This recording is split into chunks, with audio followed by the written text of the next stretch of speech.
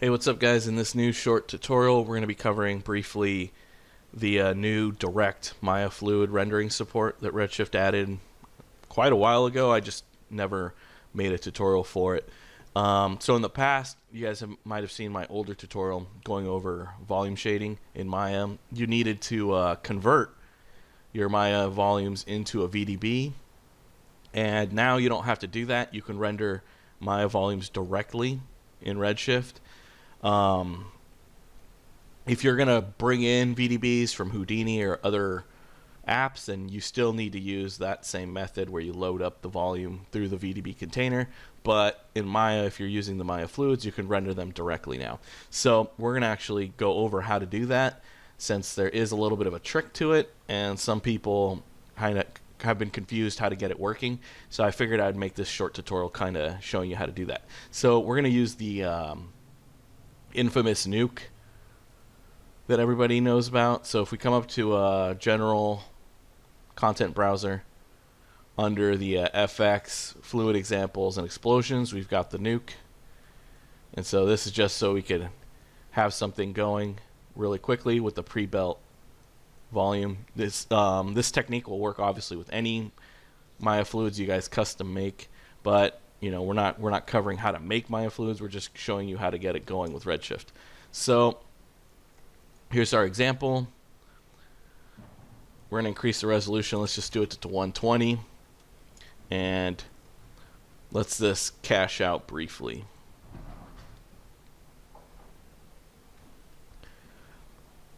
And while this is caching out for a couple seconds, I think that's enough of an example. Here we go, so you can see kind of what's going on. The the caveats to this is that Redshift supports now, in terms of channel data, we can use the density, we could use the temperature, we could use the fuel, and if we use a coloring method, it could use color ramps, and you could read that channel data in. Color channel data was added, I believe, 3 months ago, maybe longer, and that's really powerful. That was one of the missing volume features. And so the only things that aren't working anymore, or not anymore, but are not supported yet, is still, and this is not just for Maya, this is for the Redshift core, is volume displacement and volume noise / opacity to cut out little details. And that's about it. All the other channel data now is supported. So for this example, we're only going to be using density, temperature, and fuel, and velocity can get computed also. And so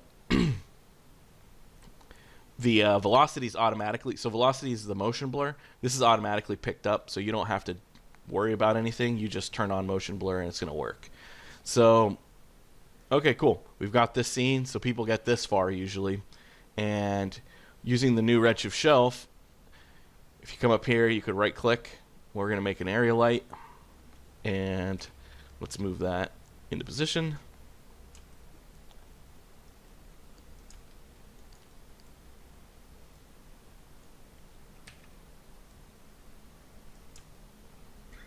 And so most people get, well, let's actually get a ground plane also. And we'll assign a Redshift material to this.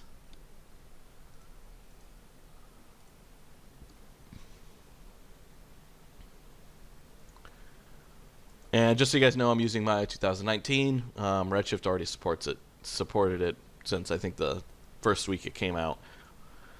And let's increase our roughness to something like 0.4. And we'll just make our ground kind of dark. And we've got our light. And as you guys know, in order for lights to influence volumes, we need it to have a contribution scale. So we're going to just activate it to 1. So right now, if we were to render this, and let's actually get rid of the nuke cam, we don't need that. If we render this, let's open up the Redshift render view.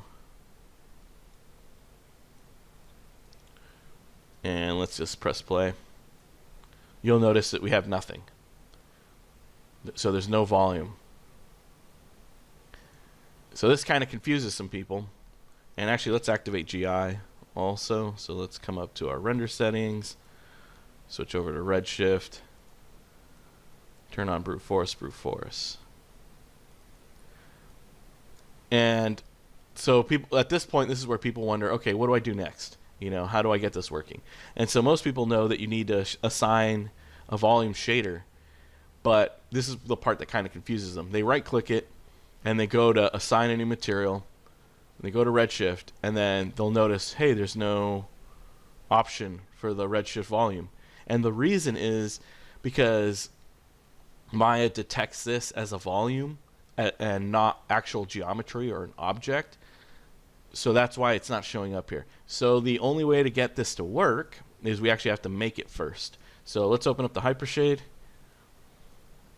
And inside of the hypershade, and let's just close this. Move this to the side. If we now go to Redshift, and let's actually go to the shader section, you'll notice down here we have the Redshift volume. And so if we click this, or you could type it in here, you know, if you hit tab key and just start typing volume, you'll see that we have the Redshift volume. And so now that we have the Redshift volume created, if we come back to our object and we right click this, instead of going to new material, we're going to go to existing material and then now select RS volume, and now the Redshift volume is assigned. So if we now press play, it's still empty. And you might be wondering, okay, why is it still not rendering? And the reason is because it is a volume. So we need to go to, where is our volume shader?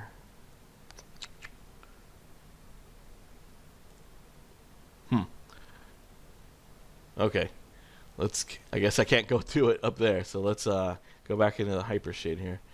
And if we select it, there we go. Here's our volume settings. And if you guys remember the original tutorial, the channel data of the VDB needs to be assigned. So if we come up to a channel for scattering, here we have all our options. So we have our density, our velocities, our colors, pressure, temperature, fuel, etc., etc. We're going to use density for our scattering and our absorption. And our emission, you could either use temperature or fuel. We'll use fuel. Actually, no, let's use temperature. Let's just see. And so now if I render this, we have something, you know, it's showing up now. And so this is how you can render directly these volumes. And so obviously, let's actually, for now, let's turn this off. So let's just work on first just our smoke, our scattering, I should say, and our absorption. So let's increase our scatter.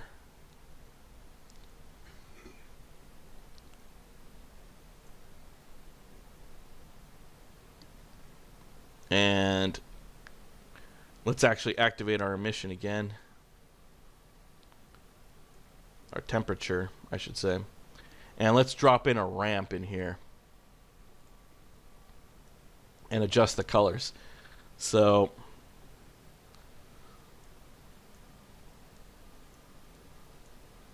let's adjust this to be more of a bright yellow.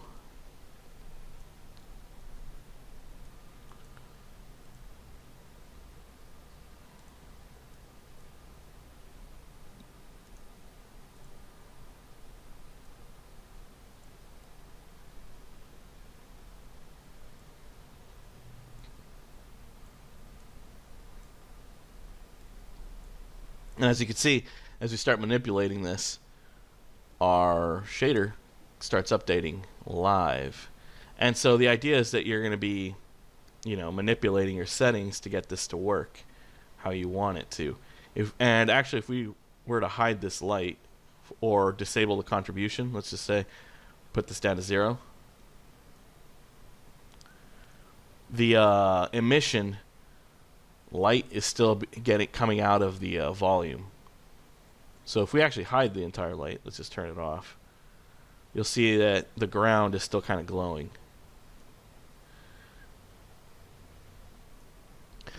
And yeah, let's get back to tweaking the shader. So let's zoom in a little. Let's get in a little closer.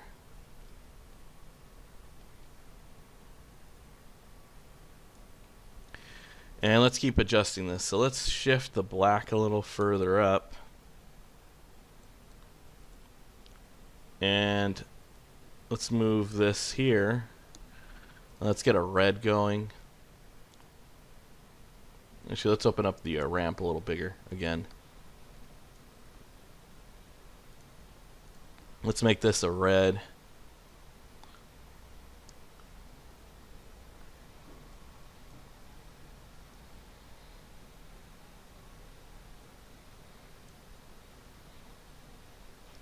Let's move this over and let's make this a little more saturated, kind of an orange.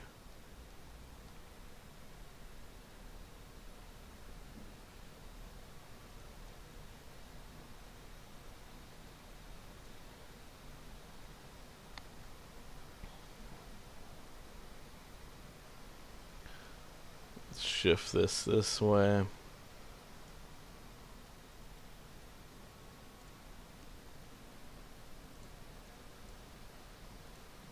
Let's move this a little that way.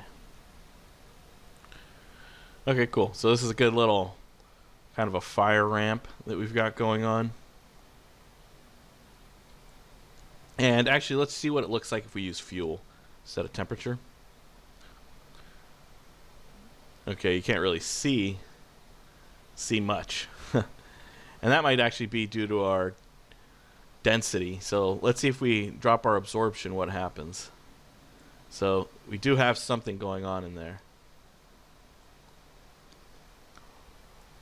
So let's actually adjust things, and we might need to actually remap our values. But one of the things that I don't like about Maya is you don't know kind of what the value scales are in the VDB as easily as you do in Houdini, which is kind of a bummer, but whatever. We'll figure it out here. And let's increase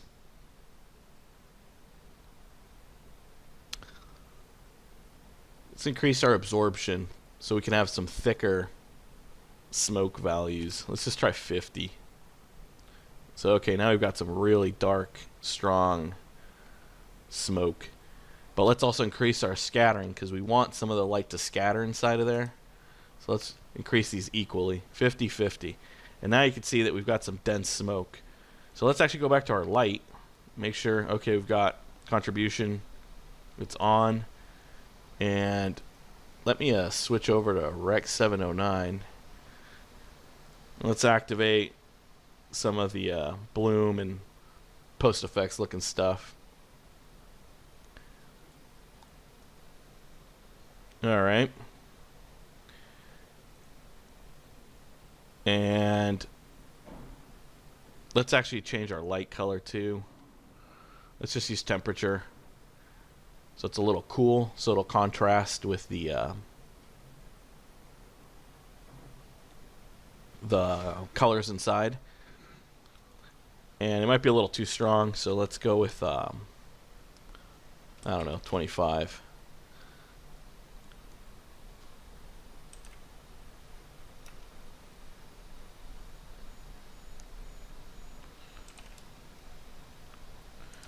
$50. So this is cool. We're getting a little bit of that light, kind of rim lighting in here, and we've got some density and stuff.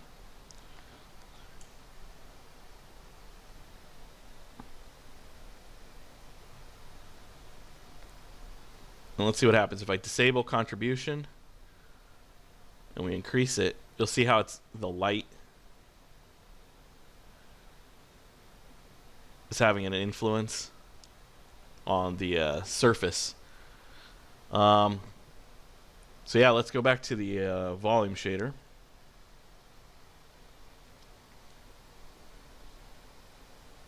And let's slightly make some adjustments here. So for our absorption, let's actually tweak the color a tad. Let's drop something in here. Let's bring in some color. Not red, that's too strong. So let's desaturate it a bit.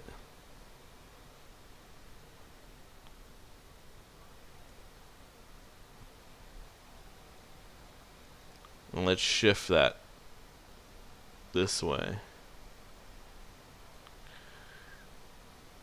And let's shift our white value this way a bit.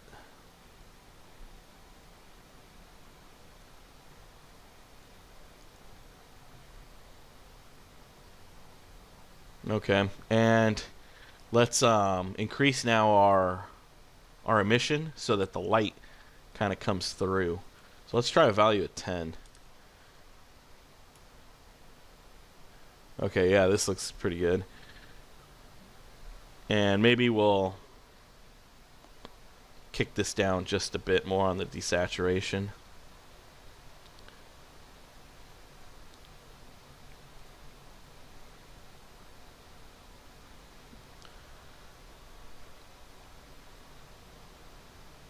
I want it to absorb a decent amount, not too much, so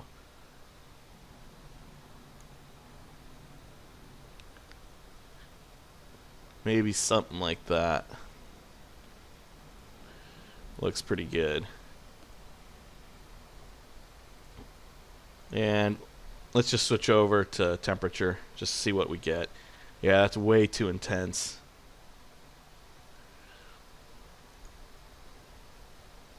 I mean, it does, you know, it has that fresh explosion look, which, I mean, does make sense if we were animating this. But I actually kind of like this, like, dark fuel burning inside. So this is more like a gasoline fire versus this, which would be more like an actual nuclear explosion. But I kind of like the look the fuel's giving us more. And yeah, you can increase the scale of the emission. So, I mean, if we jump this up to 50, you can see what's going on. And our little post effects is kind of glowing it out. And obviously, you could always increase your absorption even higher.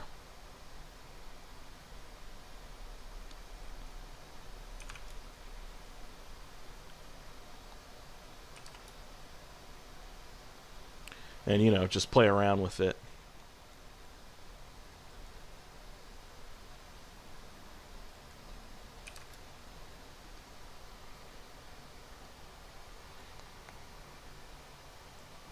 We could actually mess with the light too. You know, you could always drop the contribution a little. So if you see 0, now it's only being lit by the emission inside the volume.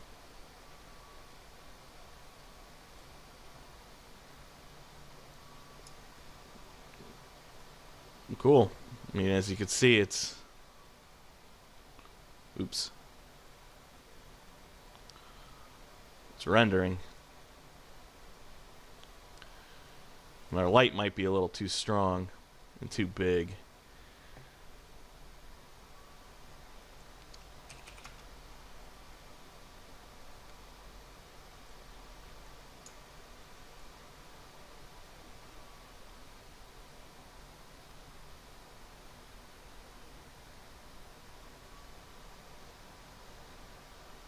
And yeah, I mean, here we go. We've got our cool Maya fluid rendering directly inside here.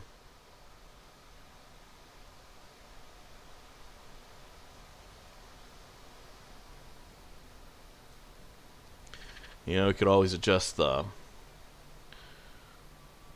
streaking, the streak tails, the bloom, and so on. And yeah, I think that about covers it for you guys. You know, it's pretty straightforward now. Oh, and actually motion blur. So let's go over that. So if we open up our render settings and you just turn on motion blur down here, it'll calculate the motion blur and it'll get it going. And actually, because this isn't cached properly, it kind of messes it up. So just something to keep in mind when you do actually render this out. Make an actual cache to disk for proper calculations. But yeah, I think you guys kind of get it. That's all you got to do. Just activate the motion blur and it's good to go. And for this specific file, we didn't really need to recalculate the density. We didn't need to remap anything. It kind of just, it works pretty well. And yeah, let's just do a little quick final render. So let's just jump up our GI to 128. Let's pause this so it doesn't keep trying to calculate. And let's do 64,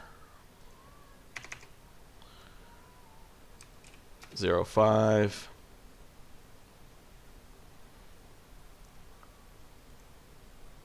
Let's do some overrides. Let's do our light override, 128.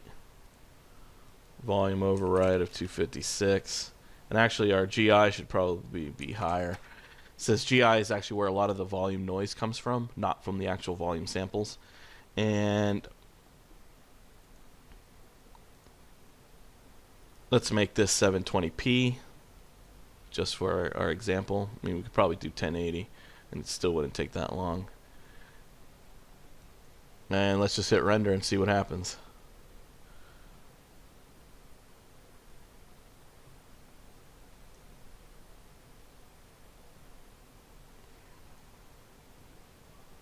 And we do have some noise in there, like I said. It's coming in mostly probably from the GI.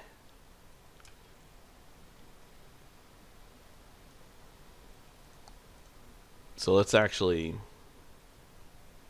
disable the motion blur so it stops skipping around because it's changing our shape. Even though, as you could tell, even though it's changing the shape, the shader's still holding up. And let's increase our GI to 512. And our adaptive error threshold to 0.03. Let's try 128 for max, 256 for light, and 512 for volume. And let's render this out again and see what happens.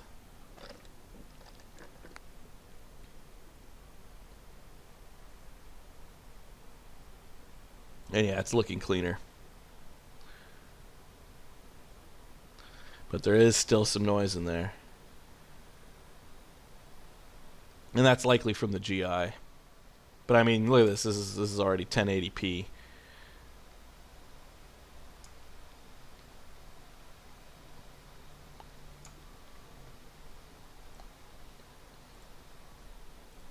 And we could actually isolate this real quick. Let's just see if it is the GI. I'm pretty sure it is.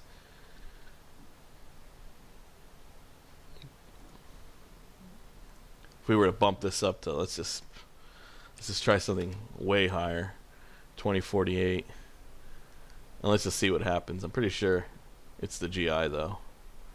9 times out of 10, that's something important to remember, is in terms of volume rendering, the noise is almost always coming from GI. It's not the volume samples, it's the GI samples. And if we come in here, yep, it's better. But yeah, it's definitely in the GI. Because you'll notice now that I cranked up the GI samples, the GI got cleaner.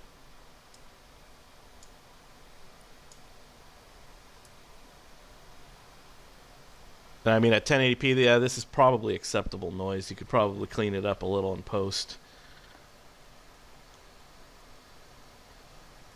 And let's just see what happens if I increase this to 2048 also. And let's re-render.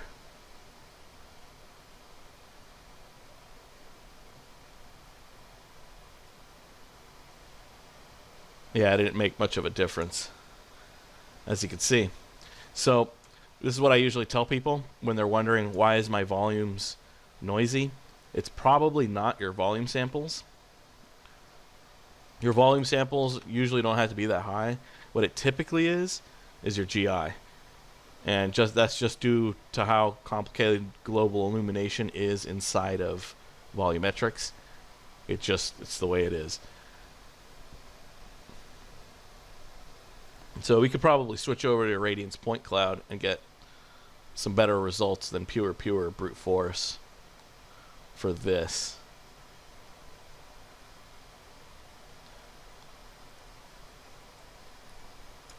So let's get another angle just to see how it's looking from different views.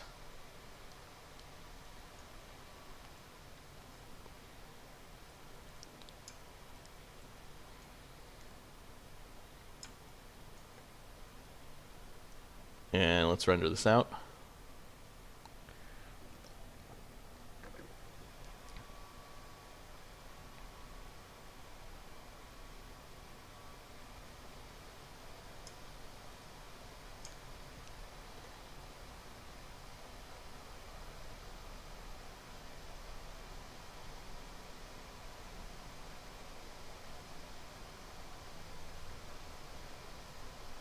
Yeah, I mean, I think you guys kind of get an idea now how to do this. And you know, this is a 1080p frame, and it's still rendering in like, I don't know, a minute, maybe less. Yeah, 43 seconds. It's not super clean, obviously, but if I crank up the samples more, we'll get a cleaner result, and it'll probably still render very fast. And I'm also screen recording at the same time, you know. So let's actually go back to our previous camera angle.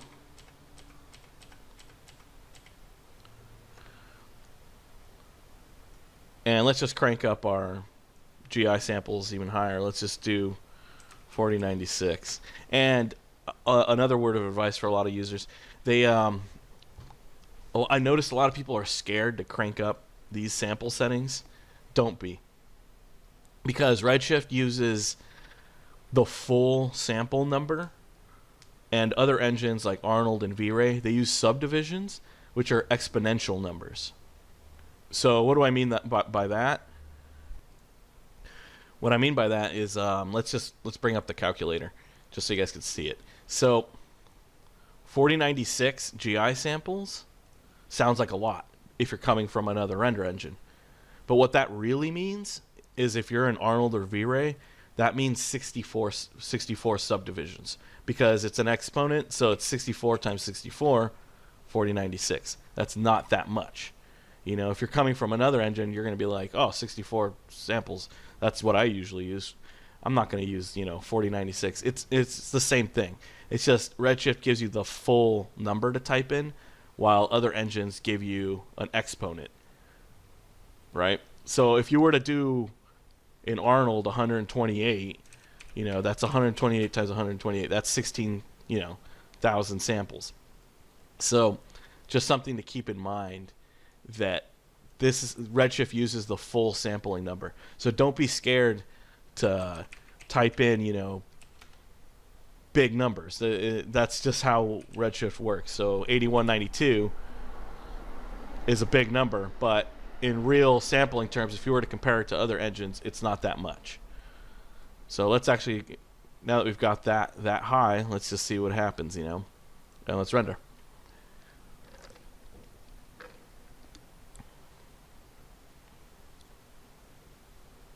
And now we're getting much cleaner results from the looks of it.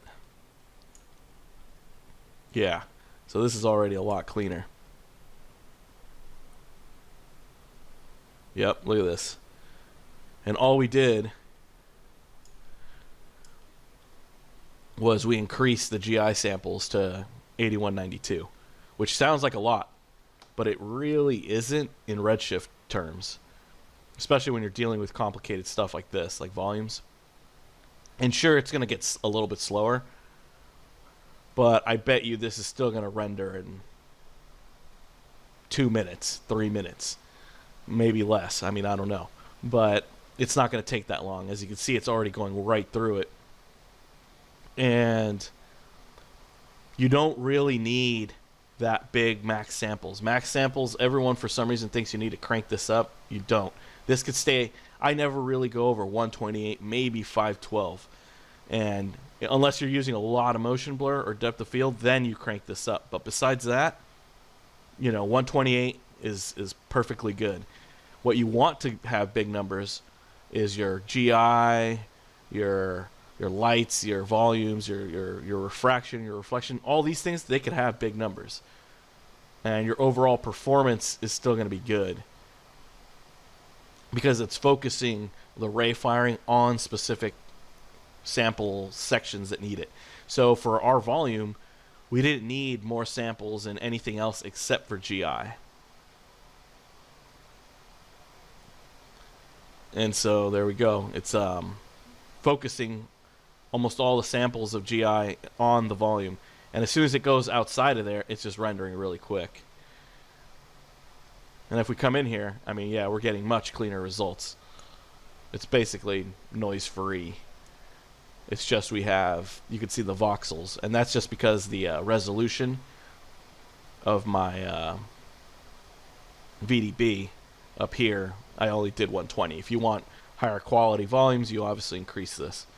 But, this isn't a tutorial about how to make Maya volumes. This is just how to work with the Redshift volumes and render Maya volumes directly without having to convert to VDB. And so there you go. This is a full 1080p render. So this is the full quality here.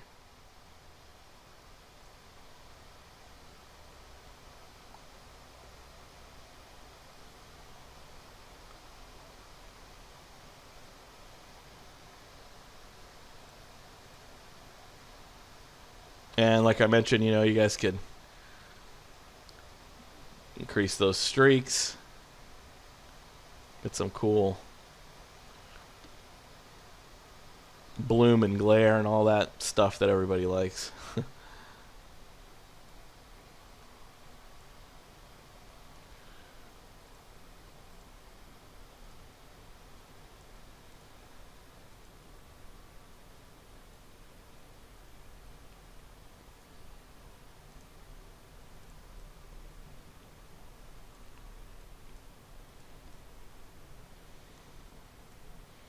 Neat.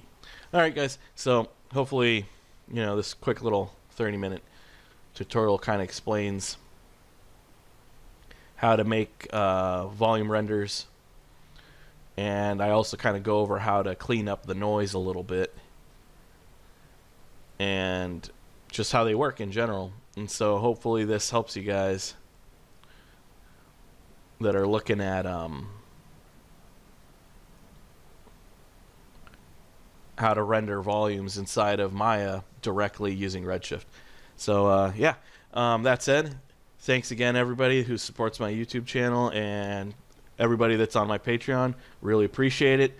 I'm glad that I could keep helping you guys out with new tutorials, more advanced stuff on my Patreon, free assets and HDRs that I make and stuff. I really appreciate it, and it goes a long way.